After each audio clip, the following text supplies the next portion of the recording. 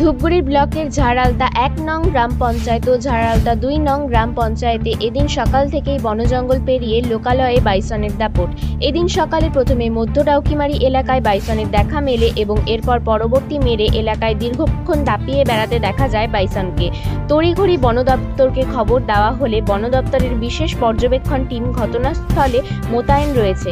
বাইসনকে দেখার জন্য মানুষের ঢল নেমে গিয়েছে।